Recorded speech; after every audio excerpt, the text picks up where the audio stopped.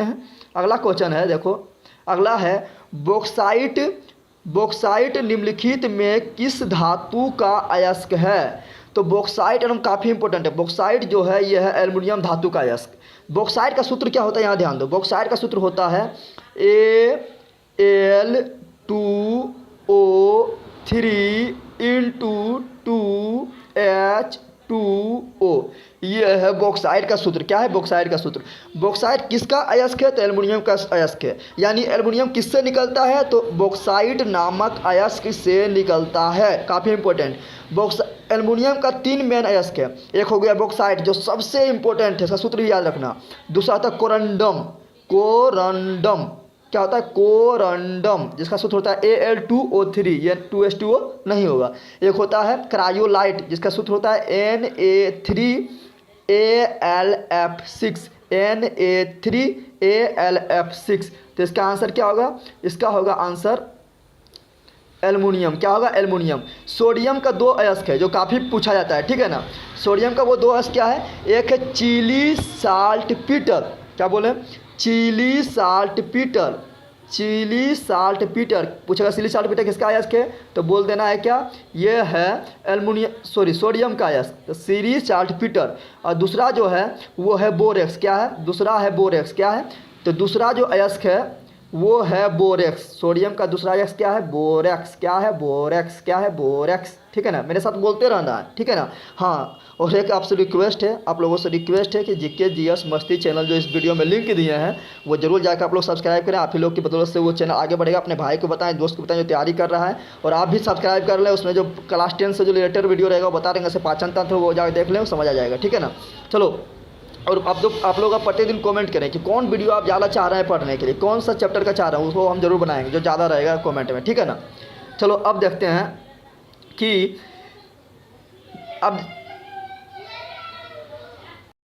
अब एक चीज़ और, ये 3 धातु का परमाणु संख्या जो याद रखना। मैग्नीशियम का परमाणु संख्या होता है 12, एल्युमिनियम का होता है 13, सोडियम का होता है 11। सोडियम का 11, मैग्नीशियम का 12, एल्युमिनियम का 13। ये तीनों इंपॉर्टेंट है, ठीक है ना। चलो अब आगे बढ़ते हैं। अगला जो है वो देखते हैं। अगला है क्या कि निम्नलिखित में किस धातु पर वायु का प्रभाव नहीं पड़ता है? यानी कौन धातु है जिसको वायु में खुला छोड़ देंगे, हवा में खुला छोड़ देंगे, वायुमंडल में खुला छोड़ देंगे तो उस पर उसका प्रभाव नहीं पड़ेगा, वो स्वतंत्र अवस्था में मौजूद रहेगा। तो वो धातु जो है वो है सोना। क्या है? सोना। तो सोना जो है ना, उसको वो मुक्त अवस्था में पाया जाता है, स्वतंत्र अवस्था में, कोई किसी से दिक्कत नहीं, किसी से ये रिएक्शन नहीं करेगा। इसलिए सोना जो महंगा होता है, क्यों? क्योंकि उसमें दाग नहीं लगता है, धब्बा नहीं लगता है, जंग नहीं लगता है, क्योंकि वो स्वतंत्र अवस्था में रहता है, किसी से अभिक्रिया ही नहीं करता है। सोना क्या होता है? मुक्त होता है, ठीक है ना, मुक्त अवस्था में पाया जाता है। तो इसका आंसर हो गया क्या? सोना। सोडियम तो बहुत क्रियाशील है, पगल पर मुक्त रह ही नहीं सकता है। ये जिधर देखेगा सबसे रिएक्शन कर लेगा, ये तो पनिया तुरंत भी रिएक्शन कर लेगा, हवा से भी रिएक्शन कर लेगा, सबसे रिएक्शन कर लेता है। तो सोडियम क्या होगा? मुक्त अवस्था में नहीं होगा। लोहा में भी देखो जंग लग जाता है, तांबा में भी देखो ऊपर जो है उसका जंग लग जाता है, यानी हरा हरा काई की तरह बढ़ जाता है। तो इसका आंसर क्या होगा? सोना। क्या होगा? सोना होगा, ठीक है ना। अब थोड़ा देख लेते हैं सोना संकेत क्या होता है। सोना संकेत होता है AU। क्या होता है? AU। सोना संकेत AU। सोना परमाणु संख्या कितना होता है? तो 79। कितना होता है? 79। लोहा कितना होता है? लोहा संकेत क्या होता है? Fe। लोहा के परमाणु संख्या कितना होता है पूछेगा तो बोलना है क्या? 26। क्या बोलना है? 26। सोडियम का क्या होता है संकेत? सोडियम का होता है Na। क्या होता है? Na। सोडियम का परमाणु संख्या कितना होता है? 11। कॉपर का क्या होता है? कॉपर का होता है Cu। क्या होता है? Cu। संकेत Cu। परमाणु संख्या कितना होता है? 29। ये सब बता दे रहे हैं, ठीक है ना, ये सभी पूछा जाता है, ठीक है ना। आगे बढ़ते हैं। अगला है निम्नलिखित में कौन सा लवण समुद्री जल में पाया जाता है? ये बताना है कौन सा लवण है जो समुद्री जल में पाया जाता है। तो ये देखो, समुद्री जल से हमको क्या प्राप्त होता है? जो हम लोग नमक खाते हैं ना, उसको वाष्पीकरण विधि के द्वारा समुद्र से प्राप्त किया जाता है। तो जो हम लोग नमक खाते हैं सूत्र क्या होता है? NaCl। साधारण लवण जिसको क्या बोलते हैं? साधारण नमक। तो इसका आंसर क्या होगा? NaCl। इसका आंसर क्या होगा? NaCl। अगला देखते हैं। अगला है इनमें से किस धातु को विस्थापन उसके लवण के विलयन से लोहा द्वारा होता है, ठीक है ना। इसको बताने से पहले आपको हम पहले एक पिक्चर दिखाते हैं, ठीक है। ये पिक्चर के देखो, इसमें जो सबसे ऊपर जो है ना बहुत क्रियाशील है। वो क्या है? सबसे ज़्यादा क्रियाशील है। तो ये ऊपर में जो है वो सबसे ज़्यादा क्रियाशील है, और नीचे जैसे जैसे आएंगे वैसे क्रियाशीलता क्या होगा? घटेगा। क्या होगा? घटेगा। जैसे जैसे ऊपर जाएंगे क्रियाशीलता बढ़ेगा, नीचे से जाएंगे क्रियाशीलता घटेगा। तो ये पोटेशियम जो ऊपरा में है ना, ये क्या करेगा? सबको विस्थापित करेगा, नीचुआ में जितना भी है सबको भगा देगा। जब पोटेशियम आएगा तो नीचे में जितना भी है, चाहे वो बेरियम हो या कैल्शियम हो, सोडियम हो, मैग्नीशियम हो, एल्युमिनियम हो, जिंक हो, क्रोमियम हो, लोहा हो, कैडमियम हो, कोबाल्ट हो, निकेल हो, टिन हो, लेड हो, सबको मार के भगा देगा और वो उसका जगह पर बैठ जाएगा। यानी जो ऊपर पोटेशियम है उसके द्वारा नीचे का सभी धातु का विस्थापन हो जाएगा। तो सबसे ज़्यादा क्रियाशील धातु कौन हो गया? पोटेशियम। कौन हो गया? पोटेशियम। उसके बाद कौन है? ये बेरियम। कौन है? बेरियम। बेरियम क्या करेगा? अपना जो जितना इसका नीचे है उसको विस्थापित कर देगा। उसके बाद कौन आएगा? ये कैल्शियम। कैल्शियम भी जितना इसका नीचे सबको विस्थापित कर देगा। उसके बाद कौन आएगा? सोडियम। सोडियम भी इसके नीचे जितना है सबको विस्थापित कर देगा। ठीक है ना। तो ये वाला आप जो है ये ज़रूर आप याद रखना, ये जो बताए थे हम ये ज़रूर याद रखना। और देखो यहाँ पर, यहाँ जो है ये सोना जो दिखाई दे रहा है आपको, सोना जो सबसे नीचे है, क्या है? सोना सबसे नीचे है। तो ये इसलिए इसका क्रियाशीलता सबसे कम है, क्योंकि सबसे ऊपर जो है उसका क्रियाशीलता बहुत ज़्यादा है, वो फटाक से रिएक्शन कर लेगा किसी से। ठीक है ना। लेकिन सोना जो है सबसे नीचे है, जल्दी किसी से रिएक्शन नहीं करेगा, क्योंकि सबसे नीचे है, जल्दी किसी को विस्थापित नहीं करेगा। इसलिए सोना हमेशा चमक बना होता है। ऐसे जानते हैं कि जो शांत होता है, जो लड़ाई झगड़ा नहीं करता है, उसके जीवन खुशहाल होता है। इसलिए सोना का जीवन क्या होता है? खुशहाल होता है। इसलिए सोना महंगा होता है, हमेशा चमकते रहता है। क्या होता है? चमकते रहता है। और सबसे ज़्यादा सोना खपत कहाँ होता है? तो भारत में। शादी हुआ सोना दो, ये हुआ सोना दो, सोना कंगन लो, सबसे ज़्यादा सोना खपत कहाँ होता है? भारत में। तो ये आपका जो है ये जो बताया टेबल हम जो बताए थे उसको ज़रूर आप लोग याद रखना। ठीक है ना। देखो यहाँ पर जो है पोटेशियम, बेरियम, कैल्शियम, सोडियम, ठीक है ना, ये चारों जो है ये चारों जल के साथ तीव्रता से अभिक्रिया कर लेता है। कौन जल के साथ? ठंडा जल के साथ भी अभिक्रिया कर लेगा। किसी को गर्म जल चाहिए तो अभी कोई मतलब इस तरह धातु है जो कहेगा गर्म जल मिलेगा तब हम अभिक्रिया करेंगे। लेकिन ये चारों जो पगलबा है ठंडा जल के साथ भी तुरंत ही नहा लेगा, यानी तुरंत अभिक्रिया कर लेगा। ठीक है ना। उसके बाद जो है यहाँ पर मैग्नीशियम, एल्युमिनियम, जिंक, क्रोमियम, लोहा, इस जल के साथ जो है तुरंत अभिक्रिया नहीं करता है, धीरे धीरे अभिक्रिया करता है। इसे गाना सुनिए, धीरे धीरे प्यार को बढ़ाना, उसी प्रकार धीरे धीरे जल के साथ अभिक्रिया करता है। ठीक है ना। उसके बाद जो है यहाँ पर ध्यान दो, इधर पोटेशियम, बेरियम, कैल्शियम, सोडियम, ये क्या करता है? अम्ल से बहुत जल्दी अभिक्रिया करता है। अम्ल जैसे मिलेगा तो कहेगा चल दोस्ती का दोनों रिएक्शन कर लेगा। अब जब भी कोई धातु अम्ल से रिएक्शन करता है तो जानते हैं आप लोग कि हाइड्रोजन गैस देता है। कौन गैस देता है? Hydrogen gas. कौन देता है? तो धातु अम्ल से अभिक्रिया करके हाइड्रोजन गैस देता है। और यहाँ जो बचा मैग्नीशियम, एल्युमिनियम, जिंक, क्रोमियम, लोहा, cadmium, cobalt, nickel, tin, lead, ये क्या करता है? अम्ल के साथ जो है अभिक्रिया धीरे धीरे करता है। क्या करता है? धीरे धीरे करता है। उसके बाद काफ़ी कम मात्रा में हाइड्रोजन गैस बनाता है। ठीक है ना। हाइड्रोजन गैस तो बनाना ही है, क्योंकि धातु जब भी अम्ल से अभिक्रिया करेगा तो हाइड्रोजन गैस बनाएगा। अब देखते हैं नीचे वाला, नीचे क्या हाल है। ये जो नीचे वाला है ना, जो हाइड्रोजन से नीचे आपको दिखाई दे रहा है, हाइड्रोजन से जो नीचे दिखाई दे रहा है ये वाला, ठीक है ना, copper, mercury, silver, platinum, aluminium, ये सब जल्दी अभिक्रिया नहीं करता है। ठीक है ना। तो ये जो है ये जो चारों बताए हैं, पांचों को यहाँ पर जो है ये अम्ल से अभिक्रिया करता ही नहीं है। अब आप ही लोग बताओ भैया, जब ये अम्ल से अभिक्रिया करेगा नहीं तो हाइड्रोजन गैस देगा? सिंपल बात है, अभिक्रिया करवे नहीं तो हाइड्रोजन गैस क्या हाल देगा? किसी से तुम कर्जा लेवे नहीं कहते तो कर्जा तुम उसको चुकाओगे क्यों? उसी प्रकार ये अम्ल से अभिक्रिया करवे नहीं कहते हाइड्रोजन गैस क्यों देगा? तो ये हाइड्रोजन गैस नहीं देगा। ठीक है। तो ये जो हम बताए थे ये चार्ट आप लोग जरूर याद रखें। जो सबसे ऊपर है सबसे ज़्यादा क्रियाशील है वो आएगा, नीचे लग किसी को मार के भगा देगा, चला हट साइड लग। और उसके नीचे जो बेरियम है उसके नीचे जो आएगा उसको मार के भगाएगा। ठीक है ना। तो इसी से बनेगा जो क्वेश्चन जो बता रहे थे अभी हम। चलो देखते हैं। तो चलो देखो यहाँ पूछ रहा है इनमें से किस धातु का उसके लवणों के विलयन में लोहा द्वारा विस्थापित होता है? तो लोहा द्वारा विस्थापित कौन हो जाएगा?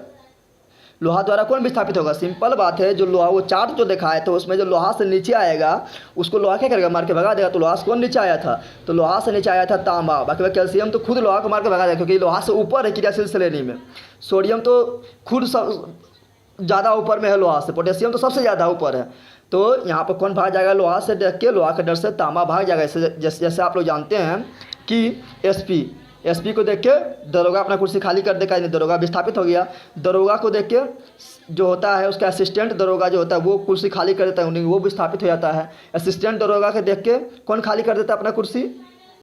जो पुलिस होता है वो कुर्सी खाली कर देता है। असिस्टेंट दरोगा से द्वारा पुलिस का क्या होगा, विस्थापित हो गया, उसी प्रकार यहाँ पर क्रियाशीलता होता है। ठीक है ना। तो आगे बढ़ते हैं आप। अगला क्वेश्चन जो है वो है क्या, वो है कि निम्नलिखित में कौन सी धातु, निम्नलिखित में कौन सी धातु साधारण तौर पर द्रव रूप में पाया जाता है। देखो यहाँ धातु बोल रहा है, ये काफ़ी इंपॉर्टेंट है, ध्यान देना है। जब बोलेगा कौन धातु, कौन धातु, कौन धातु द्रव अवस्था में पाया जाता है, तो बोलना है पारा। क्या बोलना है, पारा। क्या बोलना है, पारा, यानी मरकरी। क्या बोलना है, मरकरी। ठीक है ना। लेकिन जब पूछा कौन ओ धातु, क्या बोलेगा, ओ धातु द्रव अवस्था में पाया जाता है, तो बोलना है क्या, ब्रोमीन। क्या बोलना है, ब्रोमीन। ये काफ़ी इंपॉर्टेंट है। ओ धातु बोलेगा तो ब्रोमीन, धातु बोलेगा तो पारा। क्या होगा, पारा। ठीक है ना। पारा संकेत बता दिए। पारा संकेत क्या होता है, Hg होता है। क्या होता है, Hg होता है। ब्रोमीन का संकेत क्या होता है, ब्रोमीन का संकेत होता है Br। क्या होता है, Br होता है। ये लेड, लेड का संकेत क्या होगा, लेड का संकेत होता है Pb। क्या होता है, लेड का संकेत होता है Pb। और ये एकमात्र धातु है जो सबसे अस्थाई धातु है। अस्थाई मतलब किसी से कोई मतलब नहीं है, किसी क्रियाशीलता बहुत कम है। लिथियम का संकेत क्या होता है, Li। क्या होता है, Li। कितना नंबर में आता है, तो 3 नंबर में आता है। सिल्वर का संकेत क्या होता है, Ag। क्या होता है, Ag, Ag, Ag। क्या होता है, Ag। ठीक है ना। आगे बढ़ते हैं आप। अगला है 7 नंबर क्वेश्चन। देखो, निम्नलिखित में कौन विद्युत का सुचालक है। सुचालक मतलब समझ रहा है ना, जिससे करंट बहेगा वो सुचालक होगा, जिससे करंट नहीं बहेगा वो कुचालक होगा। Simple language. ठीक है ना। तो देखो सरफल जो है, ध्यान देना है कि ओ धातु जो होता है उससे करंट नहीं बहता है। करंट इसलिए नहीं बहता है क्योंकि उसमें मुक्त इलेक्ट्रॉन नहीं पाया जाता है, मुक्त इलेक्ट्रॉन नहीं पाया जाता है। और करंट बहने के लिए मुक्त इलेक्ट्रॉन पाया जाना जरूरी होता है, लेकिन धातु मुक्त इलेक्ट्रॉन नहीं पाया जाता है, इसलिए वो क्या होता है, धातु में करंट नहीं बहता है, इसलिए धातु क्या होता है, कुचालक। धातु क्या होता है, कुचालक। लेकिन धातु में मुक्त इलेक्ट्रॉन पाया जाता है, जिसके कारण धातु में करंट बहता है। जैसे सोना, चांदी, तांबा हो गया। सबसे अच्छा सुचालक कौन है धातु में, तो है चांदी। क्या है, तो चांदी हो गया, एल्युमिनियम हो गया, लोहा हो गया, इसमें क्या करंट बहता है। टीना हो गया, करंट बहता है। ठीक है ना। जिसमें करंट बहेगा वो क्या होगा, सुचालक। तो धातु क्या है, सुचालक। धातु क्या है, सुचालक। लेकिन एकमात्र ओ धातु तो कुचालक होता है, लेकिन एकमात्र ओ धातु ग्रेफाइट है। एकमात्र ओ धातु ग्रेफाइट है जिसमें क्या होता है, करंट बहता है। क्या होता है, बहता है। इसलिए इसके बारे में पूछता है, क्योंकि ये अपवाद है, फिर भी करंट बहता है, यानी धातु का सुचालक होता है। धातु का सुचालक होता है। इसका आंसर क्या होगा, ग्रेफाइट। क्या होगा, ग्रेफाइट। आगे बढ़ते हैं। अगला जो है वो है कि क्रियाशीलता श्रेणी में हाइड्रोजन को नीचे वाले धातु, हाइड्रोजन के नीचे अभी बताया था, हाइड्रोजन के नीचे कौन आया था, हाइड्रोजन के नीचे आया था आपका कॉपर आया था, चांदी आया था, सोना आया था, प्लेटिनम आया था। तो बताए थे ये सभी अभिक्रिया अम्ल से नहीं करता। जब अम्ल से ये अभिक्रिया ही नहीं करेगा तो हाइड्रोजन गैस देगा, नहीं देगा। तो यहाँ पर क्या आ जाएगा, अम्ल से अभिक्रिया कर हाइड्रोजन गैस बनाती है, गलत बात है। अम्ल से अभिक्रिया कर हाइड्रोजन आयन देती है, गलत बात है। जल के साथ साधारण ताप पर अभिक्रिया करती है, गलत बात है। यानी जो हाइड्रोजन से नीचे है, कॉपर है, चांदी है, सोना है, तांबा है, ये तो अभिक्रिया अम्ल से नहीं करता तो जल से करता है। जब अम्ल और जल से अभिक्रिया ही नहीं करेगा तो ये तीनों में से कौन सही होगा, नहीं होगा। तो कौन होगा, घो। इनमें से कोई नहीं। और आप लोग ये नहीं बोलिएगा कि यहाँ पर टिक मार के बता रहे हैं आप, ये तो स्टूडेंट का मेरा है तो उसका टिक मारा हुआ था, पहले से किताब खरीदा है, पुराना तो मारा हुआ रहता है। ये नहीं सुना कि टिक मार दिया, हम नहीं जानते थे इसलिए टिक मार दिया, उसको बता रहे हैं। ठीक है ना। ये सब आपको मन में नहीं लेना, ये सब सोचता है कोई। ठीक है ना। सब एक ऐसा नहीं होता है ना। चलो नेक्स्ट देखते हैं। नेक्स्ट क्या है, 9 नंबर। देखो 9 नंबर क्या बोल रहा है कि निम्नलिखित में कौन सी धातु अम्लराज के अलावे अन्य अम्ल में नहीं घुलती है। यह ध्यान देना है, ये काफ़ी इंपॉर्टेंट है। तो देखो अम्लराज पहले किससे बना होता है, तो अम्लराज जो बनता है वो 2 अम्ल से मिलकर बनता है। काफ़ी इंपॉर्टेंट, 2 अम्ल से मिलकर बनता है। एक होता है हाइड्रोक्लोरिक अम्ल HCl और एक होता है नाइट्रिक अम्ल HNO3। तो देखो जब भी अम्लराज बनेगा तो यही दोनों मिलेगा तो बनता है अम्ल। कौन दोनों, तो एक हाइड्रोक्लोरिक अम्ल और एक नाइट्रिक अम्ल, ये दोनों मिलता है तो बनता है अम्लराज। अब कितना मिलता है तो अम्लराज बनता है, तो याद ध्यान रखना कि HCl का 3 भाग, HCl का 3 भाग और ये नाइट्रिक अम्ल का 1 भाग जब मिला देंगे तो बन जाएगा अम्लराज। तो पूछेगा अम्लराज किसका मिश्रण है, तो बोलना हाइड्रोक्लोरिक अम्ल नाइट्रिक अम्ल का मिश्रण है।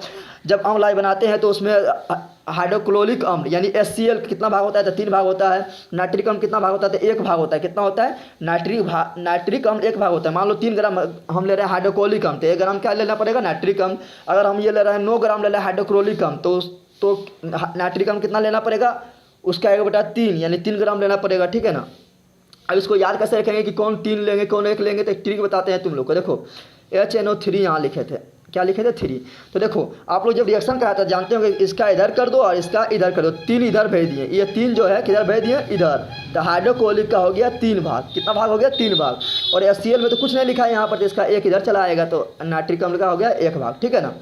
तो अब देखो, तो पूछ रहा है क्या, बोल रहा है यहाँ पर कि निम्नलिखित कौन सी धातु अम्लराज के अलावा अन्य किसी अम्ल में नहीं घुलता है। तो सोना जो है ये अम्लराज के अलावा यार कोई भी अम्ल में डाल दो, चाहे वो हाइड्रोक्लोरिक अम्ल में डाल दो, तो हाइड्रोक्लोरिक अम्ल भी इसको अकेला नहीं घुला सकता है, अकेला नहीं, क्योंकि अम्लराज में हाइड्रोक्लोरिक अम्ल नाइट्रिक अम्ल दोनों था। नाइट्रिक अम्ल में मिला देंगे तो नहीं घोल पाएगा। और जो है सल्फ्यूरिक अम्ल यानी H2SO4 जिसे अम्लों का राजा कहा जाता है, यानी अम्ल का राजा कौन है, तो वह है H2SO4। लेकिन बोलेगा अम्लराज कौन है, तो HCl + HNO3, ठीक है ना। तो सोना जो है सिर्फ अम्लराज में घुलता है। तो सोना पर जब जाता है ना, कहता है देखिए मेरा सोना थोड़ा मतलब गंदा हो गया, जब गंदा रहता है उसमें गर्दा उर्दा बढ़ जाता है, तो गंदा हो जाता है, तो सोनार पर जाता है। तो सोनार पर जाता है, जब सोना मलिन हो जाता है तो सोना क्या करता है, कुछ नहीं करता है, वो क्या करता है, सिर्फ जो है अम्लराज में सोना को डुबा देता है। तो जैसे ही अम्लराज में सोना घुलेगा तो क्या होगा, सोना की जो ऊपरी परत होता है वो घुल के अम्लराज में ही रह जाता है, जिसके कारण फिर सोना क्या तो चमकने लगता है। लेकिन सोना के भार में थोड़ा कमी हो जाता है, क्योंकि जो उसका ऊपरी परत था उसको तो नोच लिया, कौन नोच के लिया, अपने पास रख लिया नोच के, तो अम्लराज रख लिया था, ठीक है ना। आगे बढ़ते हैं।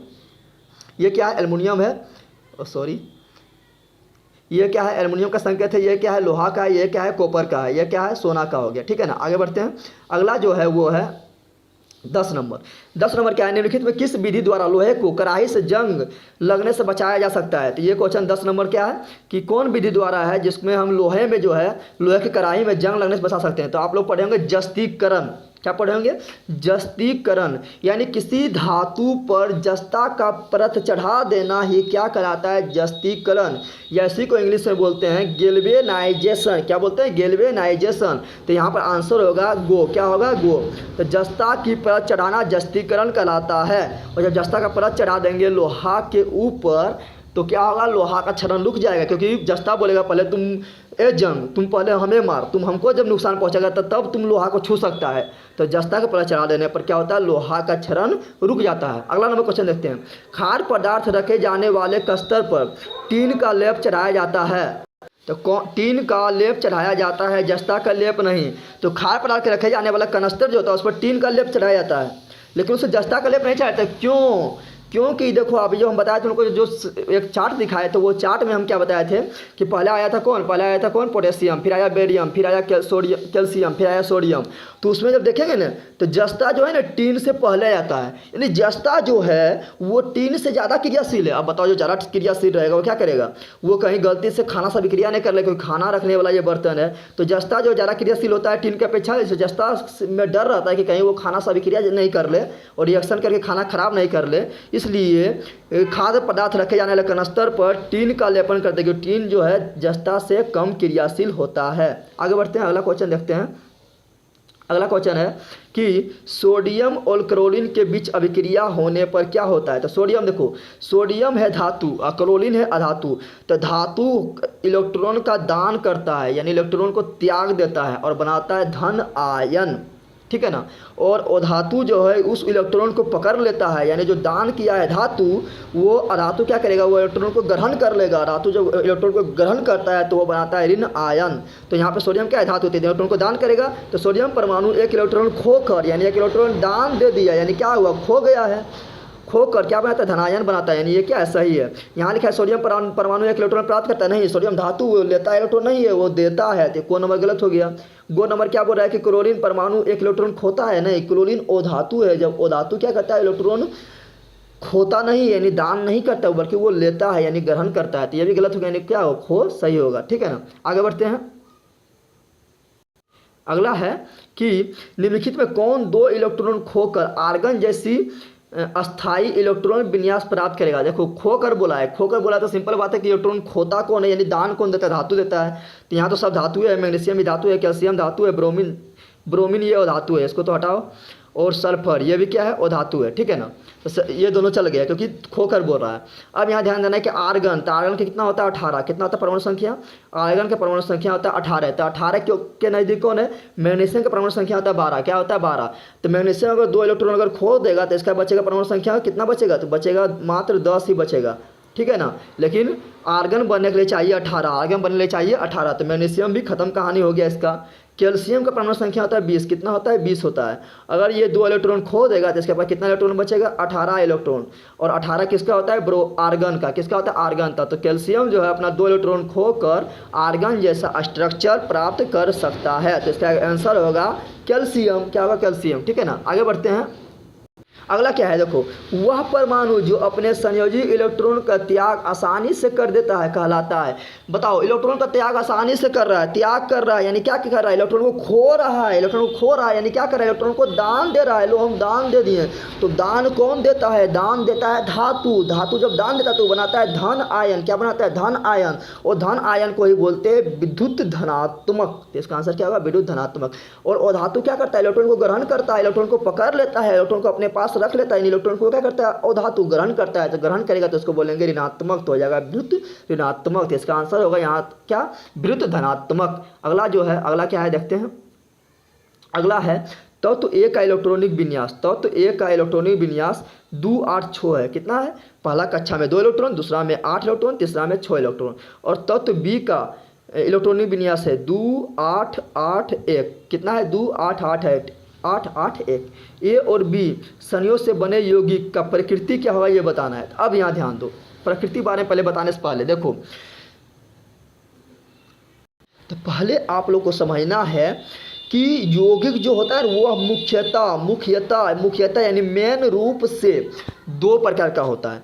एक होता है आयनिक यौगिक। क्या होता है, आयनिक यौगिक। और एक होता है सहसंयोजक यौगिक। अब बात करते हैं कि आयनिक यौगिक किसे कहते हैं। तो आयनिक यौगिक जब भी बनेगा तो उसको पहचानने का सिंपल सा नियम क्या है कि आयनिक यौगिक जब भी बनेगा तो उसमें एक होगा धातु, उस यौगिक में एक होगा धातु और एक होगा अधातु। क्या होगा, तो जैसे देखेंगे कि किसी यौगिक में एक धातु है, एक अधातु है, तो उसको बोलेंगे कौन सा यौगिक है, तो वो आयनिक यौगिक है। कौन सा बंधन का निर्माण कर रहा है, तो आयनिक बंधन का निर्माण कर रहा है। लेकिन सहसंयोजक यौगिक के पहचानने का क्या नियम है कि जब देखेंगे कि उस यौगिक में, किस यौगिक में, तो जो यौगिक बना है उस यौगिक में दोनों अधातुएं है। दोनों क्या है, अधातुएं है। क्या है, दोनों अधातु ही है।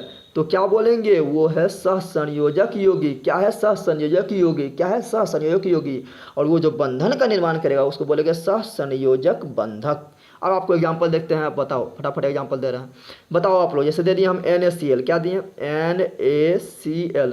बताओ इसमें कौन योग है, आयनिक है या सहसंयोजक है। तो देखेंगे Na क्या है, मेरा धातु है। Cl क्या है, गैस है। क्लोरीन गैस है मेरा, तो क्या है, अधातु है। तो धातु अधातु मिलकर बना है तो ये हो जाएगा आयनिक यौगिक। क्या हो जाएगा, आयनिक यौगिक। लेकिन बोलेंगे CO2। क्या बोलेंगे, CO2। तो C क्या है, कार्बन। कार्बन क्या है, गैस है। तो गैस क्या होता है, धातु। तो ये हो गया अधातु। ओ ऑक्सीजन। ऑक्सीजन क्या है, गैस है। गैस क्या होता है, धातु। तो ये भी हो गया धातु। तो कार्बन भी धातु, ऑक्सीजन भी धातु। तो अधातु से मिलकर बना है। तो बताओ कौन यौगिक होगा, तो होगा सहसंयोजक यौगिक। और एग्जांपल दें, और एग्जांपल देते हैं आप लोगों को। बताओ आप लोग, जैसे दे दिए हम क्या, हम दे दिए हैं MgCl2। तो मैग्नीशियम क्या है, जिसमें यम आता है वो क्या होता है, धातु। तो magnesium, sodium, potassium, calcium, beryllium, यम आएगा तो धातु। तो मैग्नीशियम हो गया धातु। और क्लोरीन, क्लोरीन क्या है, गैस है। तो ये हो गया अधातु। तो बताओ ये धातु ये अधातु, मैग्नीशियम धातु, कैल्शियम अधातु। तो धातु अधातु से मिलकर बनाया था, क्या होगा, आयनिक यौगिक। क्या होगा, आयनिक यौगिक। लेकिन और एग्जाम्पल लेते हैं, जैसे दे देंगे हम H2O। क्या दे देंगे, H2O।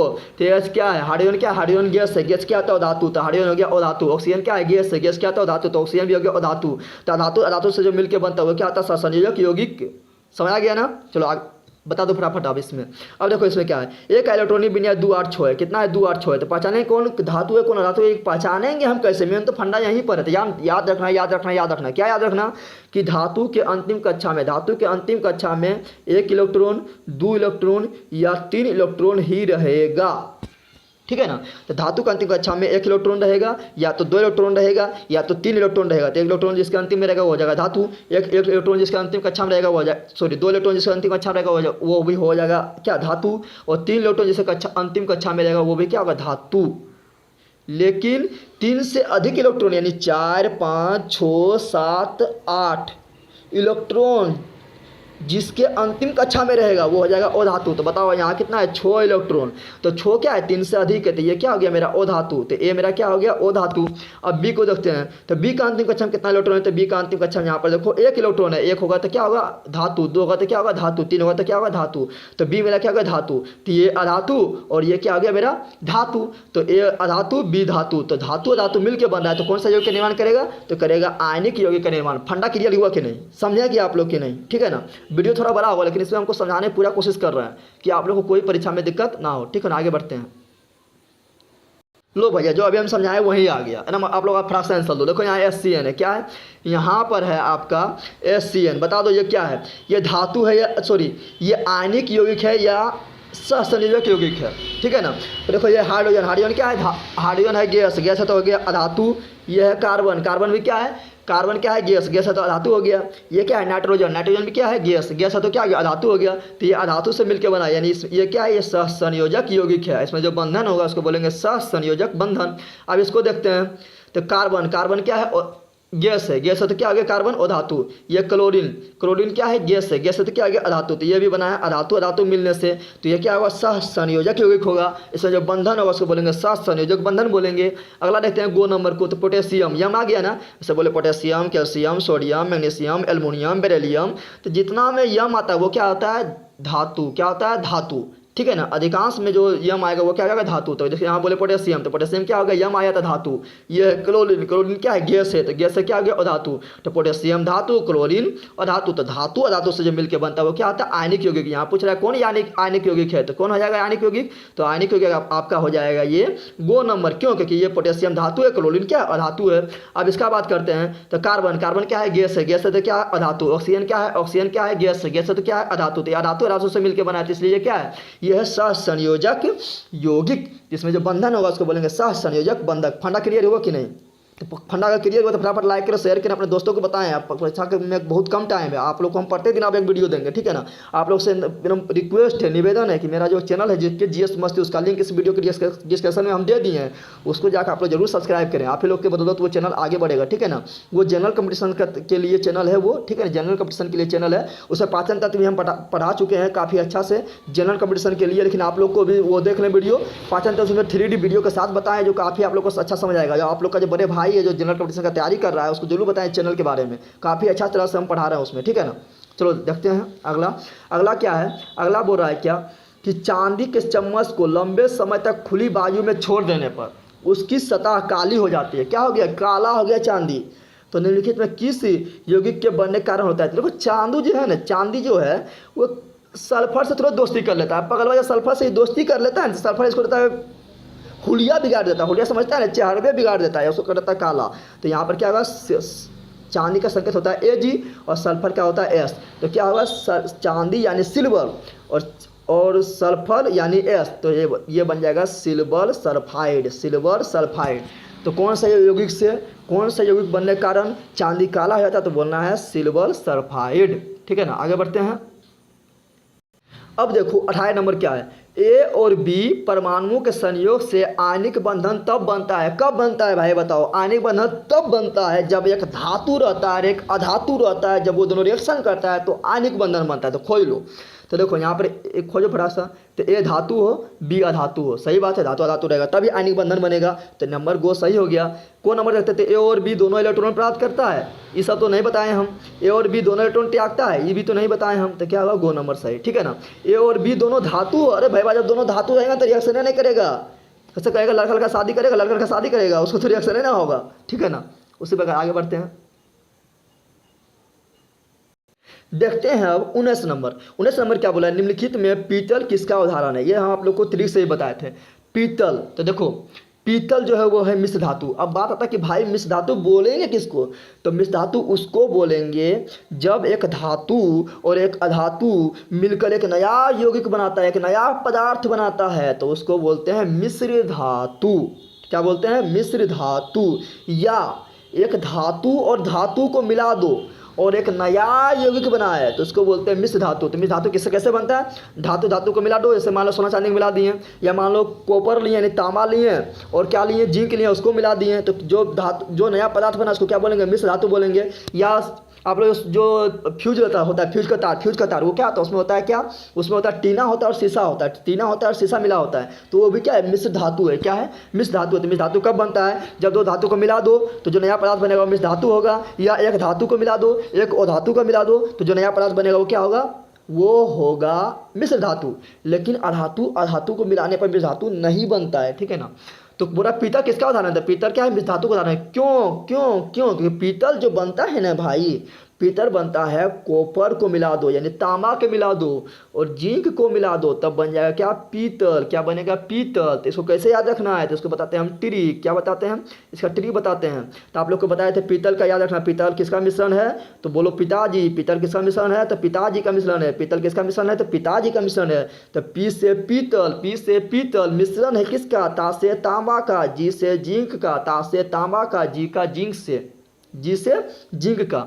उसी प्रकार पूछता है कि बताओ कि ये जो होता है ना कासा कासा कासा आप लोग सुने हैं, वो किसका मिश्रण होता है, तो वो होता है तांबा और टीन का, तांबा और टीन का मिश्रण होता है, ठीक है ना। उसी प्रकार जो बताते हैं फ्यूज तार, जो फ्यूज तार होता है जो गल जाता है ज़्यादा वोल्टेज आने पर, वो किसका मिश्रण होता है, तो वो भी होता है कॉपर के साथ, तांबा के साथ, सॉरी उसमें टीन के साथ मिला दो शीशा तो बन जाएगा क्या, फ्यूज। और कॉपर और टीन मिलाने पर भी फ्यूज बन जाता है। अगला देखते हैं, अगला क्या है, रिक्त स्थानों की पूर्ति करें। प्रकृति में क्रियाशील धातु, प्रकृति में क्रियाशील धातुएं कैसा होता है, तो क्रियाशील धातुएं बोल रहा है कि कौन सा में नहीं पाए जाते। तो क्रियाशील धातु बताए थे कौन होता है, जो सबसे ऊपर है, सब बताए थे potassium, barium, calcium, sodium, magnesium, aluminium, zinc, लोहा, टीन, लेड, ये सब क्या है, ये सब क्रियाशील धातु यानी जो सबसे ऊपर आएगा वो ज़्यादा क्रियाशील होगा। बताओ ज़्यादा क्रियाशील है, जिसको मिले जिससे मिलता है उसी से दोस्ती करने लगता है, उसी से फरियाने लगता है, उसी से लड़ने लगता है, तो क्या वो कभी शांत रहेगा, नहीं रहेगा। क्या वो कभी